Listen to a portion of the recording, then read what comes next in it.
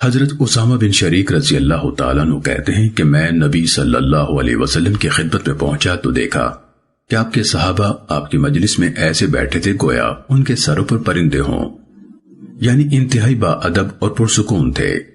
چنانچہ میں نے سلام کیا اور بیٹھ گیا۔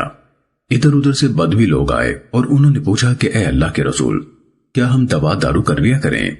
آپ نے فرمایا دوا کیا کرو، بلا شبہ اللہ عز و جل نے کوئی بیماری پیدا نہیں کی مگر اس کی دوا بھی پیدا کی ہے، سوائے ایک بیماری کے، یعنی بڑھاپا، یعنی اس کا کوئی علاج نہیں۔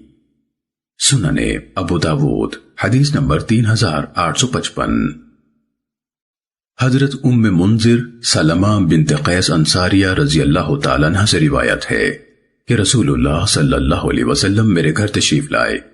آپ کے ساتھ حضرت علی رضی اللہ عنہ بھی تھے جو بیماری سے اٹھے تھے اور کمزور تھے۔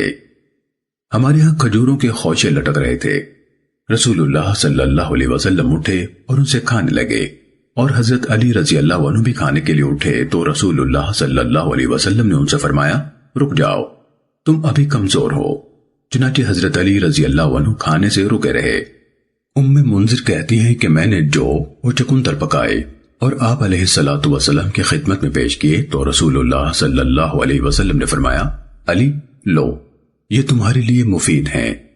امام ابو داود رحمہ اللہ کہتے ہیں میرے شیخ ہارون بن عبداللہ نے اپنے شیخ ابو داود سے ام منذر کے بارے میں نقل کیا کہ یہ ادویہ یعنی بنو عادی کی خاتون ہیں۔